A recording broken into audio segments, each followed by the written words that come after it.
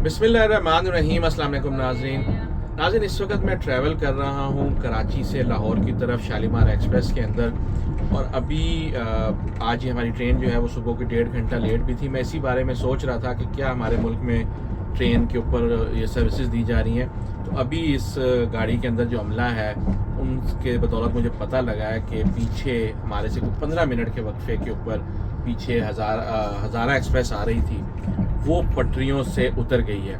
आज से ठीक 2 दिन पहले वहाँ पर अल्लामा इकबाल ट्रेन भी जो है वो उसी जगह पर पटरियों से उतरी है। अल्लाह ताला ने हमें बचा लिया, हमारी ट्रेन निकल गई, अल्लाह ताला का ख़ास करम हुआ। लेकिन जो पीछे आ रहे थे वो भी तो हमारे भाई थे, मुसलमान लोग थे, पाकिस्तानी थे।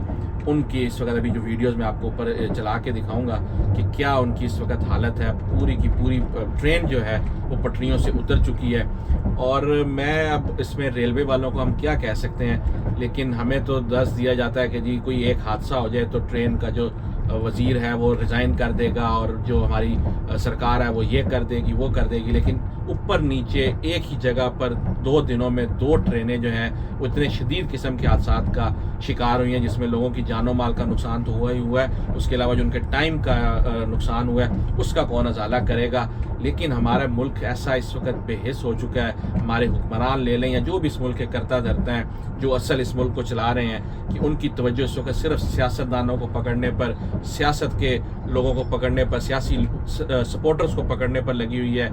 और कोई इस मुल्क में जो सरकारी लेवल पर जो करप्शन हो रही है, जो इस मुल्क में लोगों की ज़िंदगियों के साथ खेला जा रहा है हर लेवल के ऊपर, उसके ऊपर कोई कार्रवाई नहीं हो रही। अब ये इतना बड़ा सानिया है, इतना बड़ा, अगर इसको देखा जाए एक माए बहनें उस ट्रेन के अंदर हैं, वो किस तरह से जख्मी हुई होंगी, किस तरह लोग एक दूसरे, क्योंकि मैं भी इस ट्रेन में सफ़र कर रहा हूँ तो मैं वो फील कर सकता हूँ कि इतनी स्पीड में ट्रेन है और जैसे ही वो पटरी से उतरती है तो कोई इधर जाके लगता है, कोई उधर जाके लगता है। ये सिचुएशन उन्होंने की है। लोगों के सर फटे हुए हैं, लोगों के खून बह रहे हैं, लोग रो रहे हैं। वीडियो अभी चलेगी ऊपर, आप देखिएगा।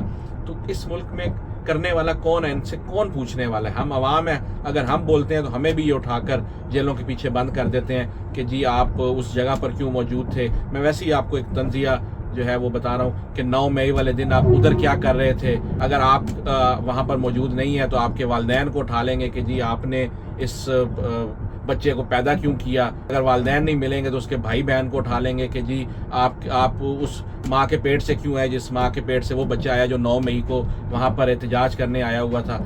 कौन है इनसे जो ये पूछे कि जी आपका जो असल काम है आप वो क्यों नहीं कर रहे। आप आवाम की खिदमत के पैसे लेते हैं, आप हमारे टैक्स पेयर। मैंने इस साल इतना टैक्स पे किया कि शायद इमरान खान या नवाज शरीफ ने भी पाकिस्तान के अंदर इतना टैक्स पे नहीं किया होगा। अपनी सैलरी में से अपने बच्चों का पेट काट के मैं इस मुल्क में हर महीने मेरी सैलरी में से वो डिडक्शन हो रही है, अच्छी खासी अमाउंट है। उसके अलावा इंटरनेट के ऊपर आप मेरा टैक्स काट रहे हैं, मेरे मोबाइल फ़ोन के ऊपर मेरा टैक्स काट रहे हैं, मैं कोई चीज़ खरीदता हूँ उसके ऊपर आप मेरा टैक्स काट रहे हैं, उसका तो कोई हिसाब ही नहीं है। जो खाली आप मेरी सैलरी में से काट रहे हैं, उस टैक्स लेने के बावजूद मुझे अब ये रास्ते पे जाते हुए मेरी कल मीटिंग्स भी हैं, मेरा कल को काम भी है और मुझे ये ख़तरा लाहक है कि मैं पता नहीं वहाँ पे पहुँच पाऊँगा भी कि नहीं पहुँच पाऊँगा।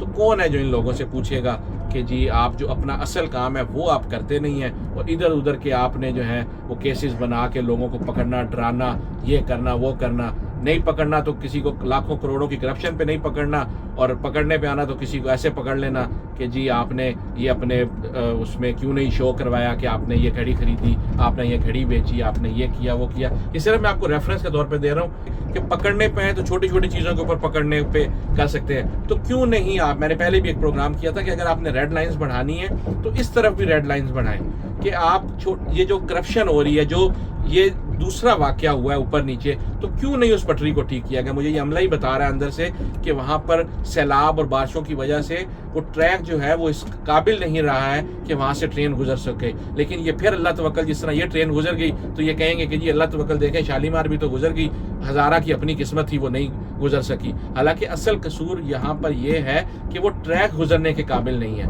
ऊपर से हज़ारा एक्सप्रेस आपकी ऐसी गंदी, बल्ला माफ़ी दे, उसमें लोग सफ़र भी करते हैं कि उसमें मेरे कुछ जानने वालों ने आज से हफ्ता 2 हफ्ता पहले मजबूरी में सफ़र करना पड़ा, तो उन्होंने बताया कि अल्लाह तौबा किसी दुश्मन को भी ऐसे उस जेल में ना बिठाए कि ऐसा जैसे कि आपने वो हज़ारा एक्सप्रेस का जो है वो सफ़र किया। ना वॉशरूम में पानी है, ना वहाँ पर लाइटें हैं, ना पंखा है, ना कोई एसी सर्विस है। اللہ توکل یہ ملک جو ہے وہ چل رہا ہے اور آپ لوگ چلائی جا رہے ہیں، اپنی تنخواہیں لے ہی جا رہے ہیں. تنخواہیں تو چھوڑیں، آپ جو لوٹ رہے ہیں اس ملک کو اس کا کوئی حساب نہیں ہے. اللہ ہی آپ کو پوچھے گا. عوام تو آپ سے صرف بول کے ہی کچھ کہہ سکتی ہے اگر آپ کو شرم آ جائے تو، ادروائز مجھے نہیں لگتا کہ آپ لوگوں کو وہ بھی شرم آئے گی. تھینک یو ویری مچ ناظرین، امید کرتے ہیں آپ کو یہ چھوٹی سی ویڈیو پسند آئی ہوگی. اللہ حافظ.